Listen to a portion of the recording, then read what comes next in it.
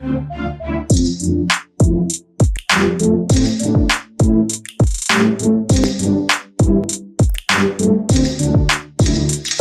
and welcome to The Print Soft Cover. I'm Shubham Batra, Senior Associate Editor at ThePrint.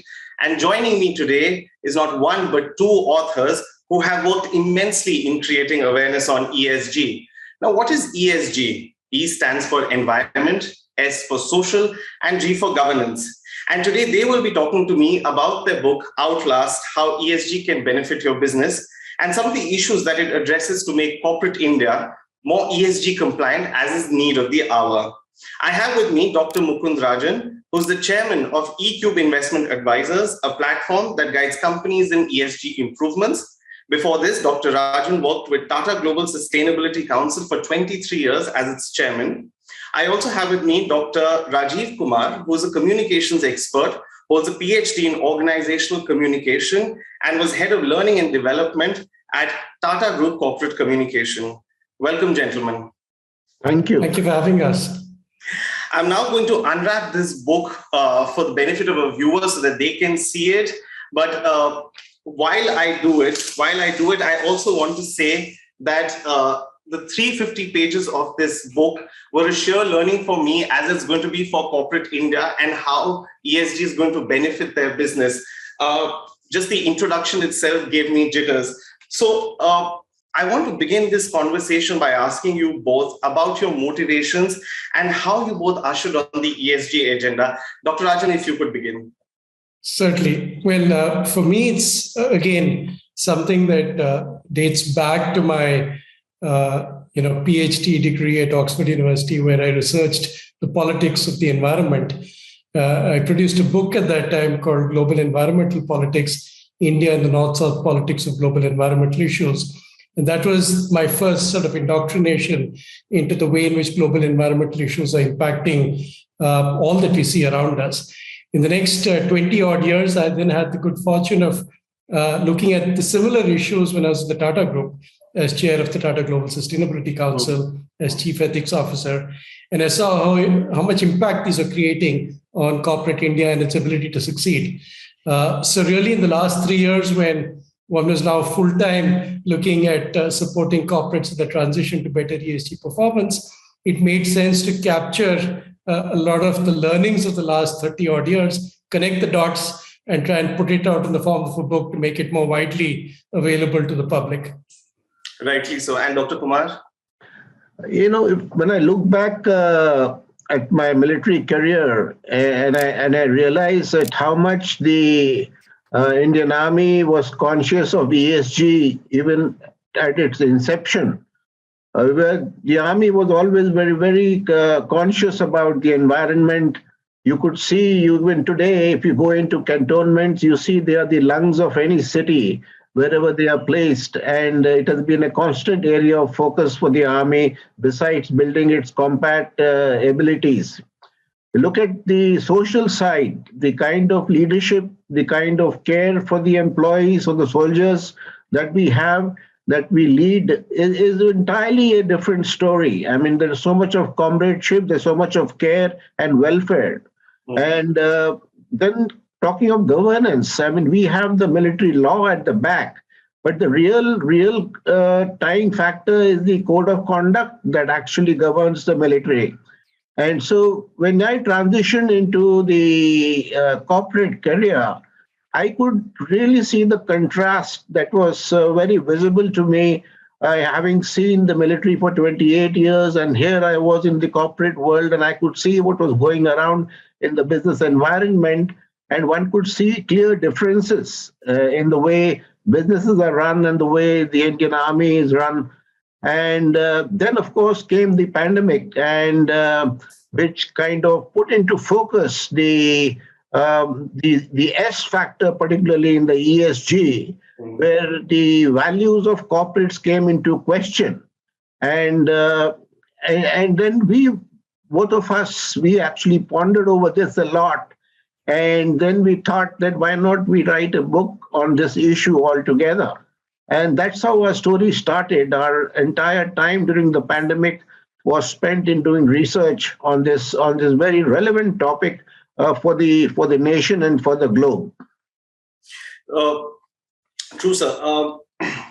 I want to begin now by asking Dr. Rajan, because these practices have to be followed by Indian companies. So the question essentially is, in your study, I know I've read the book for the benefit of viewers, how prepared are Indian companies currently in their efforts on ESG compliance? This I'm asking because there are efforts to address climate change.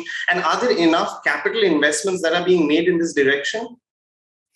So it's a question of whether you see the sort of glass half full or half empty. A lot of people see it half empty just now, in the sense that you can see the issues and challenges all around us. Take the environment, for instance, look at air pollution indicators.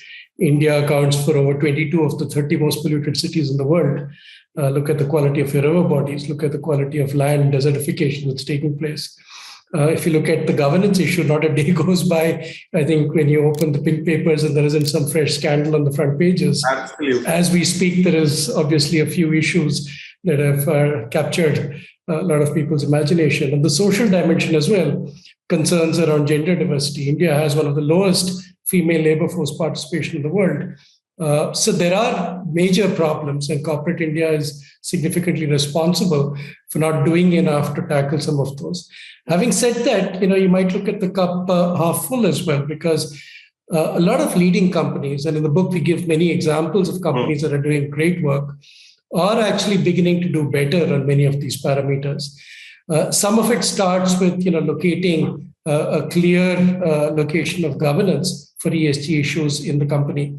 Increasingly, you're seeing companies actually establish ESG committees of the board.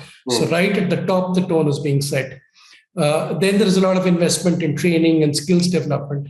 I'm now told that in many companies, the sustainability leads are amongst the best paid employees because there's such a scarcity of talent. People are now looking to try and attract the best talent. I'm told there's a lot of poaching going on from consultancy firms, from the big four and so on, which is a great sign that people are now looking for the right advice. And then a lot of the investments that people are now beginning to make, because ESG throws up opportunities, not just about challenges and problems, it's also about opportunities. You talked about climate change. Take the whole focus, for instance, on electrification. If you're somebody in the auto industry today, sure, the issues around the internal combustion engine and fossil fuel-derived growth are going to be problematic for the future. But if you have major investments in electrification and electric vehicles, there's a big opportunity looming large there for you. You're seeing it in some of the big OEMs today, Tata Motors being a case in point. A lot of the recent uptick in share price also happened because of the focus on creating new electric vehicles. So I think there are opportunities as well, and the best companies are beginning to invest more in R&D and innovation to support some of the focus on those opportunities. So the list goes on. I think the best companies understand that there will be challenges, but also understand there will be opportunities. If you can get ahead of the game, ahead of your competition, disclose your plans to the market, you also tend to get rewarded. And that's what we're seeing in academic research as well. There are significant correlations now drawn between companies that adopt better ESG practices and are also able to deliver better market realization and higher and faster growth. So those are all some of the dimensions that we've captured in the book to explain why it's important now for companies to take this very seriously. The last point I'll make is, I think in terms of climate change, extreme climatic events are potentially putting even human survival at risk. And in many parts of the world where you will see things like sea level rises rising, you're seeing hurricanes in the US, you're seeing forest fires. These are issues that can actually put your business gravely at risk if you happen to operate in those parts. And therefore, I think there's now a consciousness that some of these issues are essentially to do with survival. And therefore, you need to take proactive measures today. It is an emergency that you're dealing with. And therefore, companies are now beginning to pay much more attention. But, some of the companies, you also argued this in the book, they have sort of shown some resistance, saying that in arresting climate change or moving towards natural foods could reduce consumption and shrink economies. Now, how does one deal with those kind of issues in short term? Because at the same time, one does realize that capitalism as it exists today does more harm than good. So let me pose this question to Dr. Kumar. How do you see one deals with these issues? I think the issue is to be looked at that there are transition risks when you're moving, from a new to a new way of working. And as regards stakeholder capitalism, it has come into play. The primacy of the shareholder has receded into the background. We have brought out how the US Business Roundtable also has shown a shift in 2019 when it recognized that all stakeholders have to be paid equal attention and not just the shareholder. Now, this is a real mental shift, in looking at way things operate. The one major issue is the short-term thinking of the leadership in the corporate world. We go for numbers, we go for quarterly reports. Absolutely. That way, if you look at Hindustan or Unilever, basically how the CEO himself has changed the very concept of working. He said, we don't want quarterly reports, we want long-term thinking. The Unilever Sustainable Living Plan is one fine example of how to look at the way of doing business. So we have seen that we need to change the mindset of leadership. ESG is here to stay, and there is no escaping it. The question is, do you adapt to it or you don't?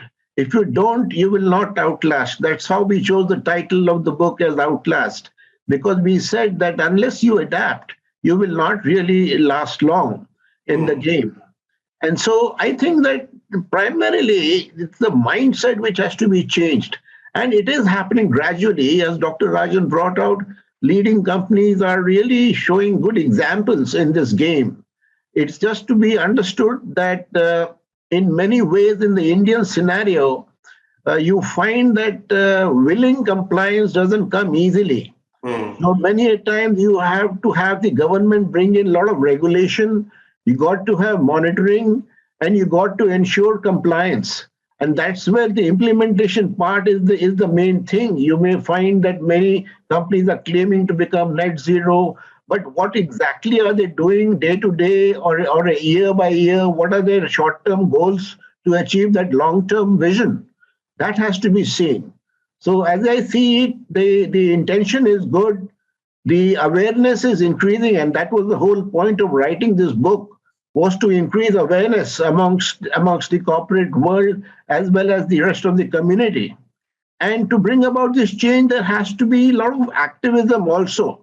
You have to have activists in different spheres. You got to have NGOs. You got to have shareholder activism. You got to have CEO activism. And you got to have activism within an organization where pressure is put from within the organization to change things for the better. So I would say that it requires concerted pressure from all sides, and there is no way to escape it. No, absolutely. And one of the suggestions of ESG committees across companies, I think, is a beautiful concept, because a lot of activism can actually be initiated from there. So you've spoken about, again, very serious issues within the ESG sphere. The other issue that you have written about in the book is corporate India's R&D spend, which is lowest amongst the BRIC economies. And then the pushbacks on moving to a more ESG-friendly policies. We've discussed some of it in the last question, like shifting to BS6 fuel engines or moving to electric vehicles by 2025. Why are we not spending on R&D? That's been the multi-billion-dollar question, I guess, for the last 30 years, because ever since liberalization took place, we've seen the onslaught of foreign competition. Large majors have come into the Indian market and have begun to dominate industries, whether it's auto, electronics, you name it. They've achieved very prominent positions. Why aren't Indian companies spending more on R&D? Now, there are some honorable exceptions, obviously, and some of the largest companies now are beginning to take very forward positions on new areas, including green hydrogen, for instance. But it is a problem. I think that many of the Indian businesses till now have not actually tested themselves and made the investments to try and do better in the market ahead of competition. Some of it, I think, has to do with perhaps legacy issues going back to the years of the license Raj, when everything was controlled, risk-taking was not encouraged. And promoters became very, very comfortable just continuing to milk the market with relatively protected market share. That started changing, obviously, after liberalization, but there are still pockets where those kinds of tendencies, I think, sustain. The second is perhaps in some industries, the sense of the challenge is very high. The need for capital will be very large. And therefore, try and continue to push forward the older models, the older technologies as long as you can, and hope that you build up the reserves to be able to start investing in a bigger way in the future. And then finally, I think, Rajiv talked about this mindset. I think in many Indian companies, and this in the book, we in fact draw the parallel with the way employees are treated. In many companies, innovation is discouraged, risk-taking is discouraged. There is this sense that, the promoter at the top or the managing director knows everything, and any kind of dissent or effort to suggest there could be different ways of doing business is tended to be put down and quashed. So that kind of attitude and behavior doesn't encourage the effort to take risks and try new things, which is essential if you really want to be an innovative company with an innovative culture. So I think it's a combination of all of these elements, but it's beginning to change. And you're seeing with startups that they come with a very different mindset. The next generation, millennials, taking huge risks in areas like electric vehicles, two-wheelers, three-wheelers, four-wheelers, EV batteries. Look at some of the stuff that's happening on alternatives to meat. So some very interesting new efforts that are coming from the next generation, which I think will hold India in good stead in the years ahead. No, I'm glad we're talking about corporate governance, and it's obviously come at a time when we see many things happening. There's a whole episode, dramatic episode at the National Stock Exchange. As we speak, it's into investigation. But, again, talking a bit more about corporate governance, and as well, it's detailed really well in your book, but for the benefit of viewers, can you summarize the steps that company in India must take to move to ESG committees and some of the best practices? Because while there is a greater awareness about the importance of ESG committees, I'm not sure if in India there are many companies that don't have it. And that is where the focus has to be. That is where, as I said, the initiative is to begin. So I think there are different ways that companies have adopted, at least the ones that have taken this agenda seriously. Some certainly have created ESG committees on the board, so they've located that responsibility right at the top. These include companies like Infosys and Airtel. There are others that have actually expanded the remit of the CSR committee, which is another statutory committee that was created some years back on the back of the CSR regulations. And they now call it the CSR and Sustainability Committee. So in the public sector, you have a company like NTPC, for instance. On the private sector, you have a company like Tata Steel, where the ESG agenda and the sustainability agenda has moved into the CSR committee, which is not a bad option either. Then there are companies that prefer to locate the entire responsibility with the management with periodic reporting to the board. Because finally, it shouldn't be just one discrete group of people, but the entire board and the entire management that takes this remit on. So I think there are different ways of skinning that cat. So one doesn't have to have just one approach. But ultimately, what is critical is that there is a locus of governance that is clearly identified. There is a policy and a strategy that is defined. And then there is an effort to cascade this across the entire organization. And in our book, we say a lot of this starts with first principles. What is the mission and purpose of the organization? What are the values of the organization? To what extent are ESG considerations built into that? And then when you try and cascade it, there's all this feature in your code of conduct. Most organizations ought to have a code of conduct if they don't already have one. All of this needs to be built into that. And then you need to cascade it to every single employee and then ultimately to all your stakeholders. So your supply chain participants, people in government, people in the community, all of them should know what does this organization stand for and what can I expect from it in terms of the way it discharges its responsibilities.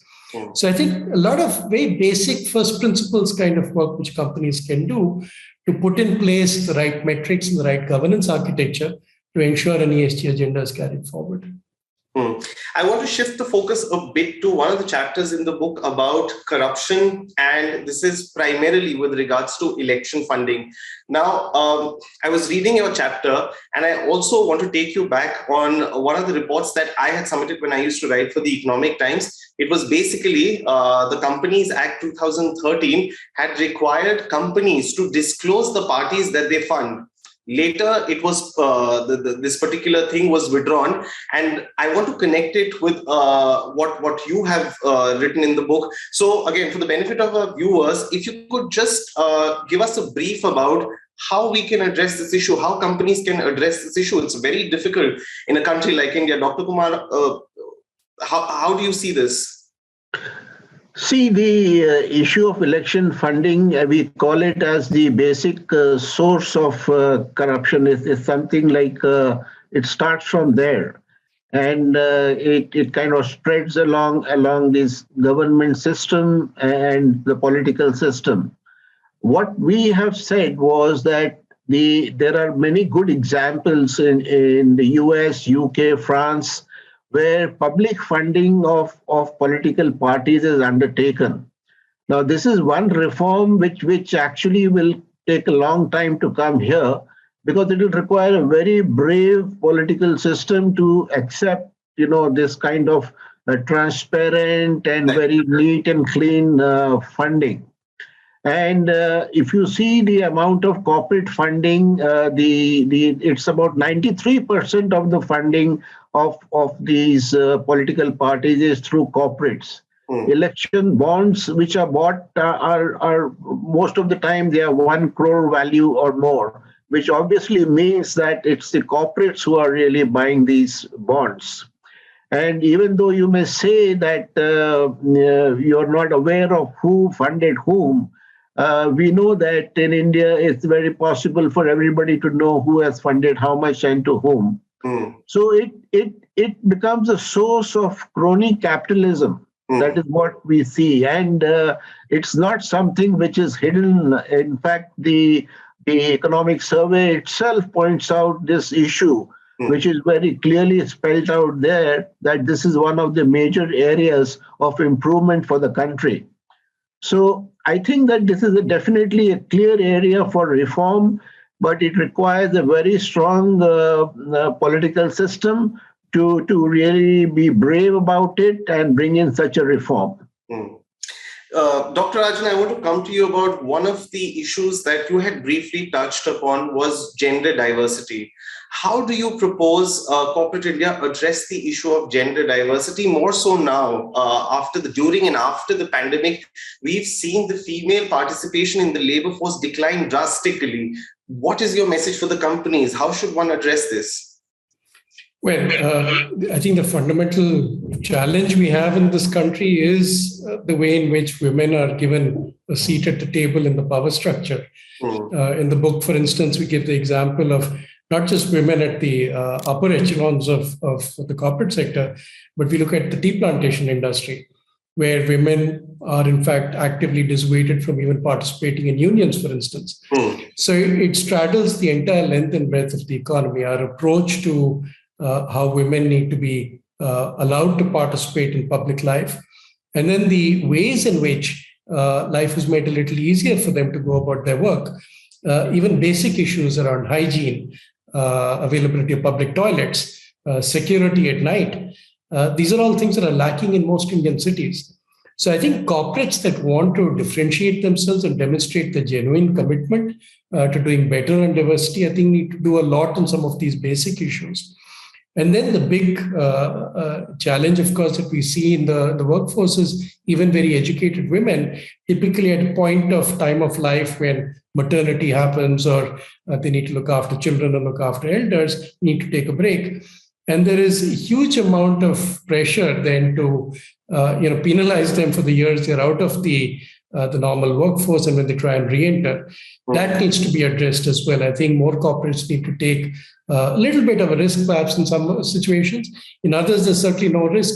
We are trying to bring back people into functions that they've been very familiar with before they left the workforce for a period of time. Go ahead, sorry.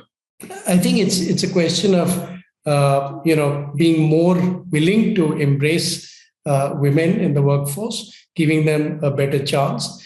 And I think a lot of responsibility, therefore, also on the few women who do ultimately make it to the top, because they should then, enjoy the privileges and, some of the benefits that they will see. They need to do more for other women that they can also pull up. And you see some of the organizations of women have done this really well. So I think a lot of onus also on the few who succeed to make sure many more also pulled up. But what about the government? From the government side, what sort of policy support should be there? Because I was looking at Finance Minister's conference yesterday, and one of the members there had asked a question regarding the same issue that we're discussing. Now, the question essentially was that women complained that during the pandemic, it was basically about their shift timing, that instead of 2 shifts, women should be allowed to work 3 shifts. And the companies have to ensure safety for women if they're working after 8 o'clock specifically. But the corporates are asking the government for their support also in terms of policy change. You think that's required? Yes, of course, because in some states there is a problem. I don't think they've liberalized it as much as one would hope. So there is an issue about getting women to work sort of late hours.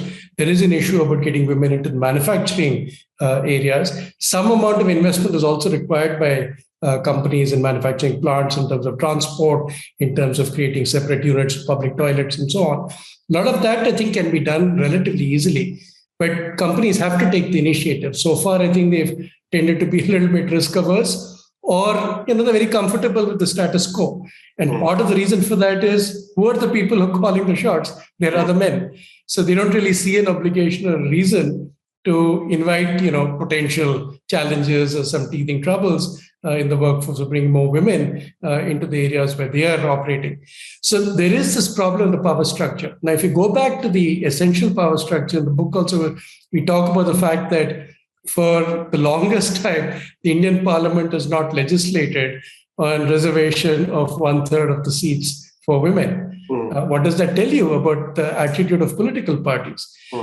It took a lot of effort before at least you brought one woman director of the boards.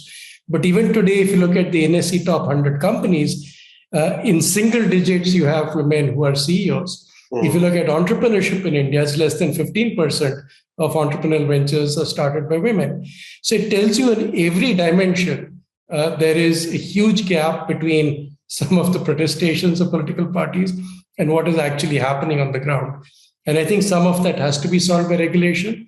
A lot of that, hopefully going forward, will be dealt with by women themselves being much more active, by the few, as I said, who succeed pulling up many more, and people like yourselves, the media, talking about these kinds of issues and spreading awareness, and a lot of naming and shaming. In fact, this entire ESG agenda, I see the first and biggest impact coming in the next 2-3 years from naming and shaming, not from legal consequences or monetary fines. In fact, at the moment, there aren't any. The business responsibility and sustainability reports, which SEBI has mandated for the top 1,000 listed companies, initially, at least, it is not clear that there's going to be any consequence if companies don't do a good job of reportage. But the biggest impact, I think, initially will come, therefore, from people like yourselves, from nonprofits, from think tanks, giving very critical commentary on what companies are actually doing. And these kinds of issues, gender diversity, amongst others, need to be called out when you aren't seeing people doing their best. My next issue is actually addressed to both of you. Now, this is at a more global level, India's position at COP26. There's certain resolutions that are made, certain promises that are made by India Prime Minister Modi, the targets that are that have to be achieved by 2030 and 2070. Are you satisfied with India's resolution and the path that they've given to achieve these targets by 2030? I'll start with you, Dr. Kumar, first. See, we must look at this concept of common but differentiated responsibilities. You must understand that there is a developed world and there is a developing world. The needs of the developing world are very different from the developed world. Then there are two ways of looking at who is polluting more. One is that if you look at it per capita, it comes different. But when you look at the total volumes of pollution, then you get a different set of, I would say, the errant countries. So the idea of common but differentiated responsibility was to recognize these differences and see that what is possible for the developing world to do and what is possible for the developed world to do. And one of the things which India has been at the forefront of demanding is the funding of developing countries to transition to a new way of looking at addressing climate change. And that requires a lot of capital investing. And though if you look at the funding, it hasn't come in the way it was promised. Right from the different summits that we have had, it has not succeeded. Although even at Glasgow, they have promised to kind of increase it. But let's see how it comes. But putting that aside, as far as India is concerned, I think it has put realistic goals for itself in a very big way. And it shows the good intentions of the government, and you find it in the policy making also. And in many spheres, you'll find that new policies are coming in, whether it is in the auto industry, whether it is in the other anti-pollution and preserving of biosphere areas. You'll find that policies are coming in, and there is a gradual milestone that have been set. The nationally determined goals have been set for this. So I think that India played a major role there at the Glasgow, and they have put across their point of view in a firm manner. And there are definitely signs that the world is realizing, that the developed world is realizing that they have to help the developing world in more ways than one. So I think that it's a very positive step that India has taken, and I believe that we will be able to achieve what goals have been set by the Prime Minister there. Dr. Rajan, before I come to you, this issue is very important, and this will be one of my last questions because we're running out of time and we'll have to close. In G20, India is currently fighting a strong battle on ESG compliance and thereby the funding it gets from multilateral institutions, as you rightly pointed out. The argument is that there should not be any ESG standardization across countries, as I understand it. What India has been arguing, because ESG compliance cost is high for India, and therefore the borrowing cost becomes high. Do you resonate with this? What is your message for India in the global community, Dr. Rajan?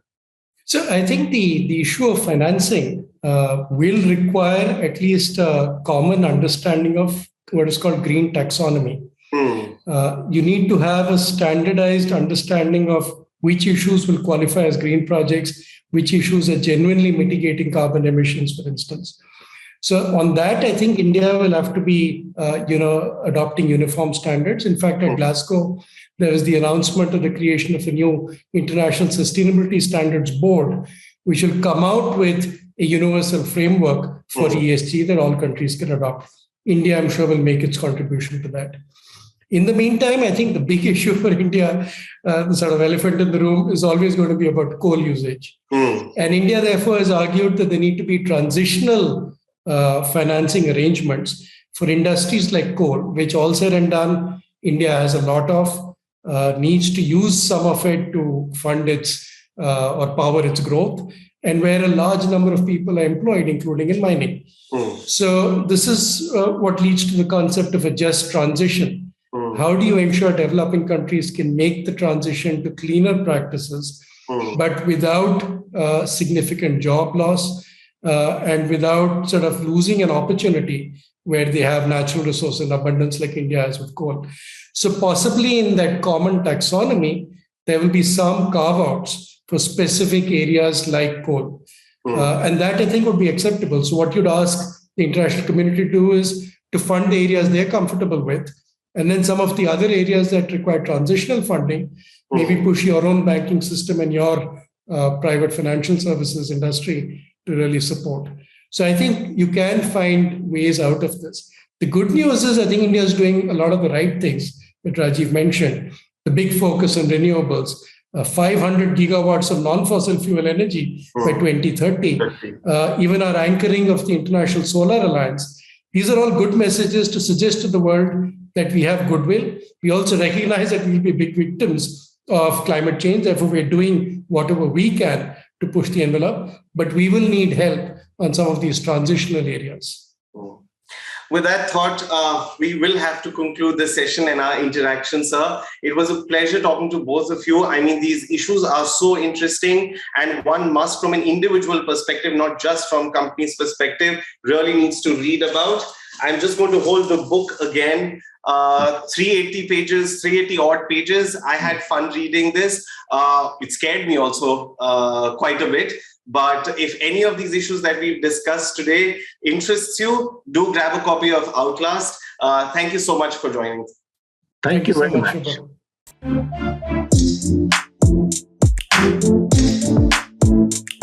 much.